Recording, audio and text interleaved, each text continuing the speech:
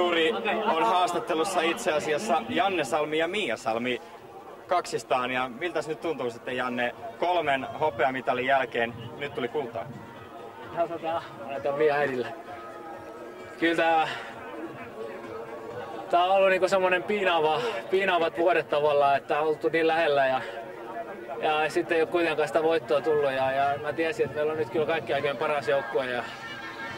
Mutta tiukille se meni, että onneksi Jussi sai revittyä vähän eroa tossa ja mä olin kyllä aika hermona tossa, sanotaan ensimmäinen parikin osa tuntui todella vaikealta, mutta sitten rupesi menemään paremmin ja jotain ihan mahtavaa homma.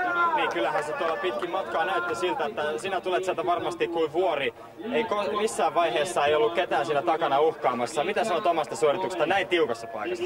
No se oli siis, mä en tajua, että miten mulla tuntui meno niin surkealta, että mä en ole omasta mielestäni ollut yhtään hermona aikaisemmin tässä ennen kisaa, mutta nyt sit kun pääsi irti tossa, niin tuntuu, että olisi niinku velliä ollut reisissä, että en tiedä mistä siitä johtuu, että fiilis oli tosi huono ja tuntui siltä, että jätkät saa varmasti kiinni. Mutta ehkä se ei ole muillakaan sit sen kummempaa ollut, tai sitten se on ollut vaan korvien välissä se tunne. Tänään on tullut 8 uutta maailmanmestaria Suomeen, eli 8 kultamitalia, miehet, naiset. Mitä tästä nyt voi sitten, minkälaisia johtopäätöksiä suomalaisesta suunnistuksesta voi tämän päivän perusteella vetää?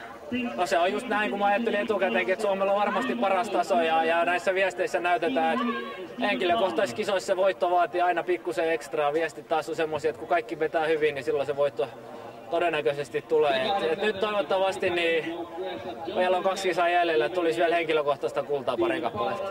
Meinaatko itse vielä henkilökohtaista yrittämään pikamatkalla? On pakko kai se on lähteä. Selvä, kiitos. Tsemppiä.